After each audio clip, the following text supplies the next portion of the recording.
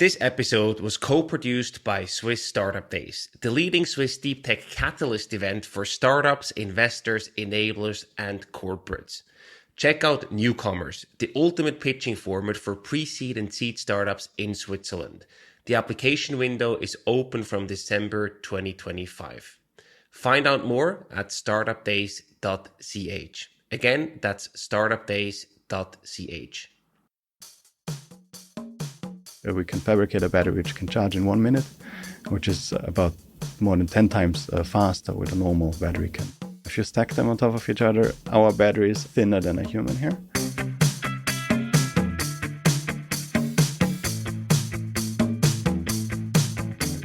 Welcome to the Swisspreneur Show, a podcast about startup stories and learnings from experienced entrepreneurs. If you enjoy listening to our show, make sure to follow the podcast and leave a rating. And now, here's your host, Merle.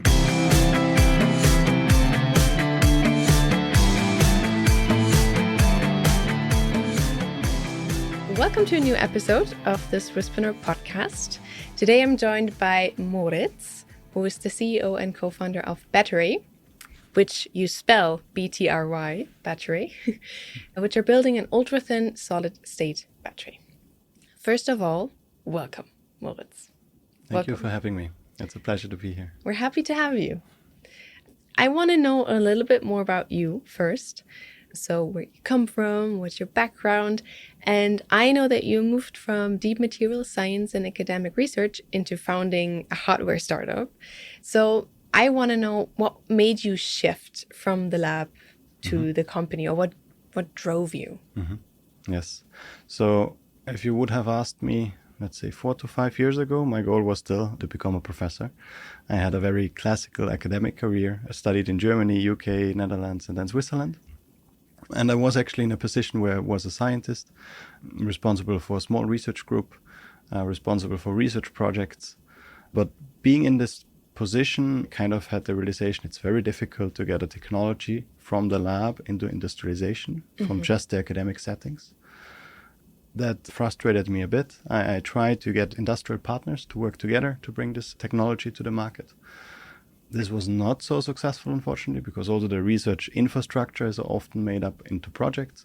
And once a project closes, you usually start a new project, which does not necessarily have to be a successor from this project. Yeah. And then there were even industry partners which said, why don't you start a company yourself? And then we can work together, which was also interesting. And this was also in a phase where solid-state batteries in general, it was quite a topic in the media as well, with some companies also going into IPO in this phase. So there was also an interest from the market into what we are doing. Both of this in the end led to the idea of starting a company, which was by now, almost 5 years ago. Then we got some support from GladTech, which was the first incubator which we went to get some support on how to start a company from academia. We got an almost cookbook recipe on how to do it with clear steps, what we need to do in the initial phases, which we did. We also hired a person to make a proof of concept, filed a patent, and then applied for funding. The first funding we got was from ESA BIC, Switzerland. They forced us to incorporate the company. Forced. Well, we agreed before we submitted, and when we actually we were accepted. And on the same day, we incorporated the company. Oh, exciting. Which was quite a step for us, and in a way what we needed to actually start the journey. Yeah. And from then on, we had contact with first VCs and could really build a company. And what was the timeline? So from when did you have the first idea? Was it already in the UK or in the Netherlands or Germany when you were already thinking about this? Or was it when you were in Switzerland? And what was the time, how many years were between that? So in general, entrepreneurship is something which always fascinated me. And I followed this during my studies quite a lot. I did my master's in Munich, for example, Technical University of Munich, and there were a lot of courses on entrepreneurship as well. So this is always something which interested me. The idea for this startup came really being at EMPA, being a scientist at EMPA, working on batteries. Before I was not working on batteries, but on solar cells. Also very exciting technology. Interesting. Yeah. Some similarities there as well, but very difficult to industrialize these in Europe these days. Interesting. Okay. And then at EMPA, you also met your co-founders? Yes. How did you meet? Yes. What was that? How did that come into magic, let's say? Yeah. So we were actually all sitting in the same office. So Abi, Abdesalem Maribia, is one of my co-founders. He was a PhD student working on exactly this type of batteries. So specifically, he was working on one side of the battery, which is called the cathode, and was working on the other side of the battery, which is called the anode. And very early on, we did some prototypes together, and so combining these two concepts works actually quite well. And then the third co-founder was Jaroslav Romaniuk, who was the lab head of the research institute and who is still in the research institute. Yep. So both Abi and I then went on to continue growing the company. Okay. And yeah, before founding the company, we already spent many years together in the same lab. So we got to know each other quite well. We also traveled to conferences together and spent some time together. And can you explain to us what exactly is it that battery does? Yes, definitely. So we do a solid state battery. Okay. So what is different to a normal battery? In a normal battery, you usually have liquids inside. Yeah. These liquids help to conduct ions, which are in the end, ions through the material. These liquids have some downsides. One of it, they are flammable, which causes safety risks in batteries. But they can also freeze if you go to low temperature. And again, if you go to high temperature, they at some point start burning. So these are some significant safety risks there. We don't have any liquids in our cells, so they are safer intrinsically. They can operate at a much broader temperature range. So this is already the solid state battery in itself. But there's something else which we do different, because there are other solid state batteries around there. We also fabricate them differently. We make them much thinner. You can imagine normal batteries usually a few human hair thick. If you stack them on top of each other, our battery is thinner than a human hair. So they're much thinner. They are single layers. This results that the pathways of these ions is shorter. And that's why we can charge much quicker. So we can fabricate a battery which can charge in 1 minute, which is about more than 10 times faster what a normal battery can do. So is it the fastness of the charging, or is it the amount of charging that you can do? So like unique. Yes, it's how fast we can charge it or how fast we can discharge it in the end. Because the pathways are shorter, we have thinner materials. But you're right in terms of how much energy per area we have less than a typical lithium-ion battery. And what would be like a classical use case for it? Yes, this is something we spend a lot of time on, and in the first years especially, because it is a technology and we see many different opportunities where we can use it and where there could be potential benefits. It was not so easy to find the first use case, the first hair on fire problem where we can actually use this technology, work together with partners and bring it into the market. And we have two right now where we see very clear USPs of our technology. One is the high temperature stability, because normal batteries fail at about 80 degrees C. But there are some applications which would benefit from a battery which can go above that. And this is especially industrial monitoring, industrial IoT. If you have, for example, a motor and you would like to measure the vibration of this motor in order to do predictive maintenance. Sometimes these motors get hot, and so you have to have some workaround solutions. We can directly place it on top of a motor or top of a moving part to measure vibration for predictive maintenance. This is one of the use cases. And the other one is because we are so thin. And this is interesting for a specific industry, which is the label industry, the shipping industry. So right now, the industry has RFID labels. RFID labels are used in everyday products almost to track the products. They work well if you go there and actively scan them. And during a shipping process of different goods, these goods go to several stations where they are actually tracked and measured.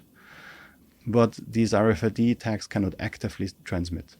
And so there's a trend in industry right now to switch from RFID to Bluetooth. this is interesting because Bluetooth is an infrastructure which is already very well established. Every phone has a Bluetooth receiver, for example. Yeah.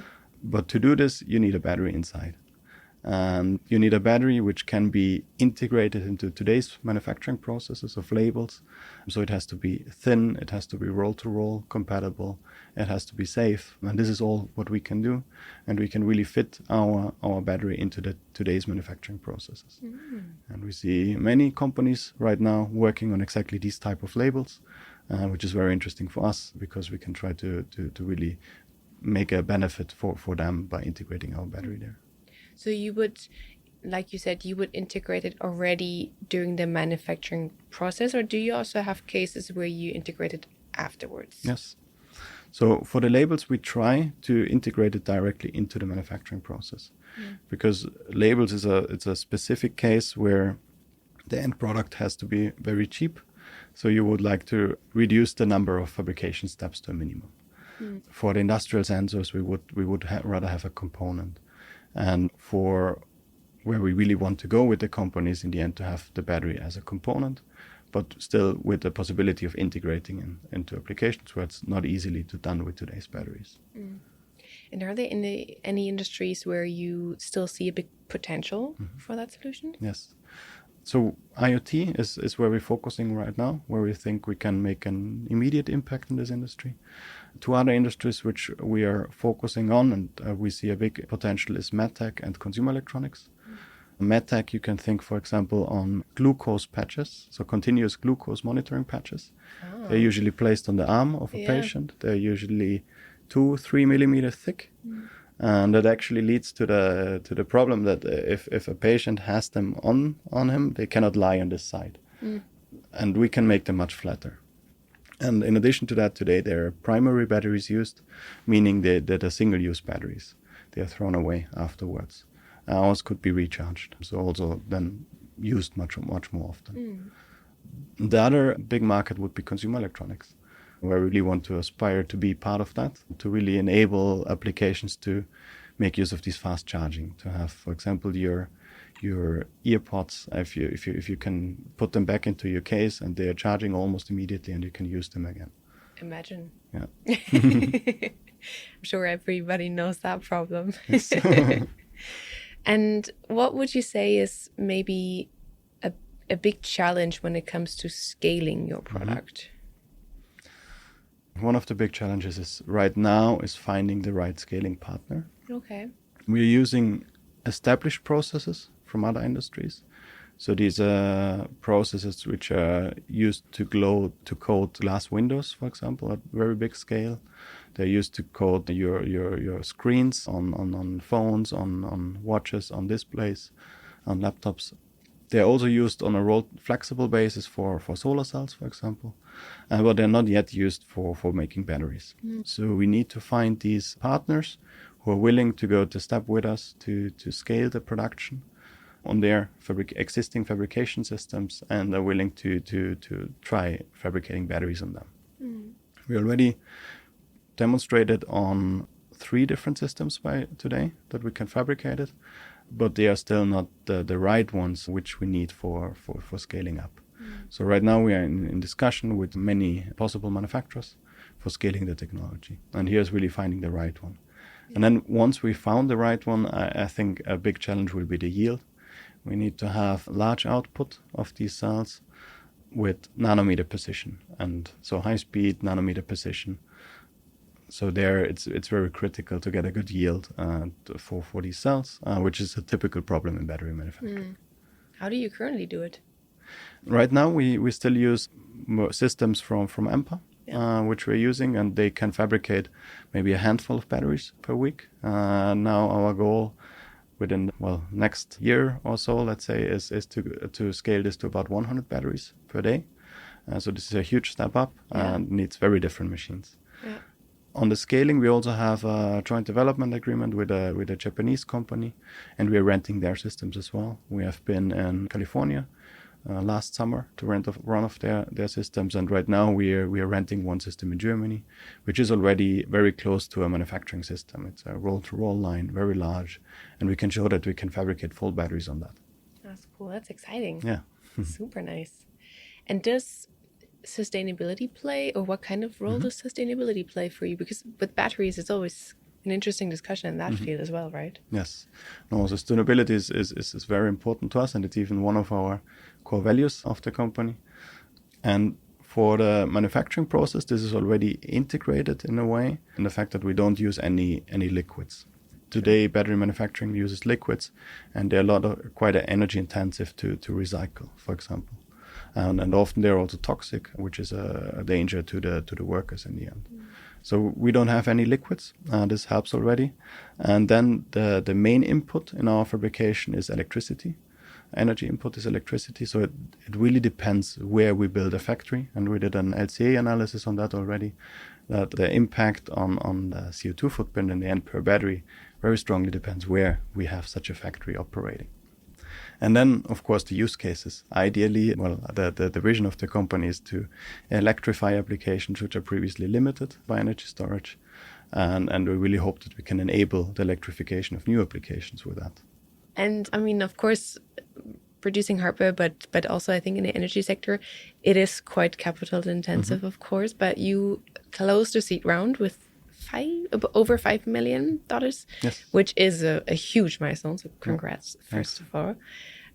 What would you say convinced investors to support battery, but also that the timing and the technology were right? There was actually quite an interesting fundraising this year, because we started fundraising early March, and there were a lot of news, especially in Europe, of insolvency of battery companies. Some very big battery companies where there were billions already invested, they filed insolvency. So there was quite a doubt within the investors What a start. into investing into battery technology. Luckily, we still found very good investors. We found a lead investor relatively quickly. And then we had discussions with many investors, and we actually were in a lucky position that we could choose the right investors to grow this. And I think a few things which convinced them. I would say one is that we don't develop a drop-in solution for battery manufacturing, but we really develop a full battery, and we already have working full battery systems. And then we see a use case very early on, the high temperature sensors or the Bluetooth labels, where we can make an impact early on and don't have to develop for, let's say, 5 to 10 years until we can bring it into a product, which happened to many other battery companies, but still have a technology which can be a platform technology, which is a new manufacturing method for building solid-state batteries, which can have an impact into many more industries. So in a way, we have a clear plan what we want to tackle first, and then have an expansion into different markets. And would you say that the ecosystem in Switzerland, maybe you're on EMPA, but also with the ESABIC, how did that support your funding journey, let's say? It supported us a lot, especially in the beginning. Both Abi and myself, we were employed at EMPA. We got personal fellowships, so we could full-time already work on our ideas on the startup, while still being employed and having, in a way, a job security. In this time, we were able to get the first VC funding, and then made it somewhat easy decision to really jump, leaving academia and going full into the startup. So this helped a lot. And then all the incubators, for example, they helped us to really build it right from the start on, to know what to focus on in the beginning, how to build the fundamentals of the structure of the company right from the start, that it's actually scalable and we can build it up from it. So this definitely helped a lot. Yeah. Are there still any gaps that you see or things that you've wished for? Well, maybe the phase where we are right now, which is industrialization, scale up, I think there is still some optimization, because we see many startups which have a lot of initial very good support within Switzerland, especially in deep tech, hardware as well. But then once it really comes into the scale up, the options are limited. And many then go to surrounding countries or even further for the scale up. And if you compare it to other countries, sometimes these infrastructure is already there and for the initial first scale up.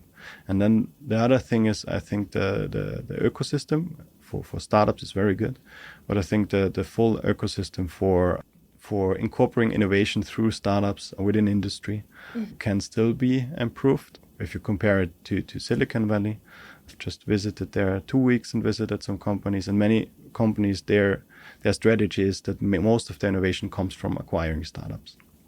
And this has many benefits. First of all, there's a payback to investors, but also the founders and the team. So the founders and the team might start new companies. The investors will invest again into the ecosystem, and the big corporates have new innovation which they can push. And this is really, in a way, something which can be repeated and works really well in areas like Silicon Valley. And I think Switzerland also has the potential for that, especially with many new developments in recent years, and the startup ecosystem is becoming more mature. But also then in the end, the later part, the scale up, the acquisition, and just the integration of the full process could still be improved probably. How about your investors? How many are like Swiss-based versus Europe versus US? Or above? So the first investor was High-Tech Gründerfonds, German-based investor, together with the Zürcher Kantonalbank. So German and Swiss. And the second investors of the round were now led by Redstone, which is a European VC. Then we have a family office with Blumhaus. We have some founders of previous battery companies with Torge Tönnissen and Leopold König. And we have a Chinese investor with Linear Capital, which also help us to enter and to get support within the Chinese ecosystem where the whole battery manufacturing currently is located. Yeah. And then, of course, the previous investors, which also invested. Yeah. What is the Chinese startup ecosystem in comparison to US? When you said you just visited US and then you have the connections to China. Yeah, just before going to the US, I was actually in China, and we're lucky enough to attend the general assembly of our investors, and we're able to saw some of the startups. I was quite impressed by the scale of them, but also the long-term thinking of them. So I visited a robotic company and an AI chip company, and they have quite a long view on how to build their businesses. And that was quite impressive to see. And then I saw many AI companies, and what I liked on them is that they tackled an application, a user-focused problem first. So sometimes are very small gimmicks, but they could test it, they could sell it, they could iterate on it. Whereas many other AI companies focus on rather big pictures, solving big problems, which of course takes much longer. Whereas they can iterate a bit quicker on that. So there are quite some differences, and I think I still have to learn a lot on the differences between the ecosystems. It's so cool that you can. Yes. And that you have these insights. That's super exciting. Yeah. Very nice. And what kind of advice would you give to somebody that wants to transfer from research into a startup? Maybe specifically in the energy sector. Yeah. Well, if it even has to be specific. I don't think it has. Yeah. And actually, for talking to other startup founders, it's usually the same in the beginning. To try it, to just do it, and also to fail quick, ideally, and get out there and talk to customers, to the market. I think this is something we're working on it, improving it, but there's still a lot of potential to just talk to customers, to the market, what they actually want. They will tell you what they want, and then directly develop on this specific problem. And then, of course, surround you with a world-class team, which can help you build this, who is motivated to actually make an impact. And in terms of team, because we talked a couple of days ago, and you said, I think you're 15 at the moment. Yeah. What's do you have any do's and don'ts in terms of hiring? So far, we're very lucky with the people which we have. Many of the people came from research, even from the tech side especially. Some were master students with us, then interns, and then full-time employees. Okay.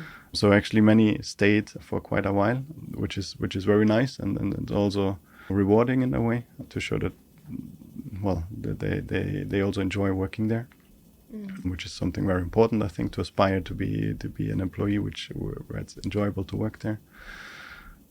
Yeah, so we're quite lucky so far. There are not too many don'ts yet. I mean, you have to hire the right people. So you have to have a clear selection, I think, who fits into your team. And for us, it's also a lot of personal fit, culture fit, if they fit inside. We have a lot of young people, for example, and that usually works quite well. They are motivated, they learn quickly. For certain topics, of course, you also need a specific skill set and know-how of the industry, but not for all the positions. Quite often we have good experience so far with young people from university directly. Is there any kind of leadership style or culture that you try to implement? Yes, so in terms of how we want to work together as a team, there's 3 aspects which we try to work together. One is psychological safety, that everybody can be heard, everybody can raise their voice, and ideally everybody feels safe on doing so. Because we all new to what we are doing, we're all trying to push something, we're all trying to improve processes and try something new. So every opinion is, I think, very valuable in that setting. Then we have constructive feedback, that we also challenge ourselves and ideally not be afraid of it and just, well, you should talk your opinion and then we can talk about it and in a way also related to the psychological safety. And the third one is empowerment, that people feel ownership over what they do and that they also can get ownership. And this is, I think, something which as a startup we can offer very early on, to get ownership, responsibility of your tasks, and which is more difficult, for example, than in big corporate. And did you develop these over the years with the team, or was it something that you basically lay out as a structure in the beginning and then... So for these aspects, how we want to work together, we established this early on, my co-founder and me, together with the small team which we had back then. And we try to reiterate on them and also get feedback on them.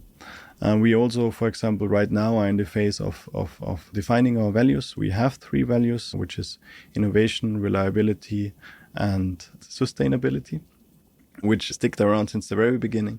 But right now we're in a phase where we want to actually challenge them together with the team and also addressing them, trying to understand what do they actually mean for each individual person. This can be different, and to agree on them as a team. And when you look ahead, when you look into the future, what would make you say we've succeeded? Our batteries made it to applications. This is already a big success. And then ideally to fulfill our vision to enable applications which otherwise would not be possible. I think this would be the biggest success. That's great. What's the direct next step that you're excited to do now with Battery? So now that we closed the financing round, we are really focusing on scaling and customers. So we are in talk with customers for scaling our production now, a bit quicker than we initially thought, which is a good thing, but also takes some focus from us, of course. So we now spend a lot of time on how we scale it in the right way, that it also continues to be scalable, and then also do this with the right partners, to have a partner where we can quickly iterate and really work together and directly solve their needs. Cool. Before we finish our conversation, we always like to ask you a few rapid fire questions. So you just say the first thing that pops into your head. Okay. What new material do you think could really change how we store energy in the next few years? Well, what really would change how we use energy is something like fusion. Mm-hmm. And then what's one thing people often get wrong about solid-state batteries? That they're actually solid. And many solid-state companies still use liquids inside. That's a good one. What's a habit that helps you stay effective as a founder and CEO? To have a good team around me, which helps me to focus on certain tasks if I need to. And what's a habit that helps you stay sane as a founder and CEO? I would say that's my family. I have 3 small kids at home, and they really are the opposite of being at work. If I'm at home, I'm more on the ground playing Lego or whatever, and it's a very different focus, and this really helps to keep me grounded. Nice. And then lastly, if you had to describe Battery's mission in one word, which one would it be? well, thin film batteries. Is that one word? Okay, it's You fine. could say thin film. All right. Well, thank you so much. It was such a lovely conversation. Thank you so much for all the insights into this industry and into your journey. And I'm super excited to see where you'll be in the next few years. Perfect. Thank you very much for having me.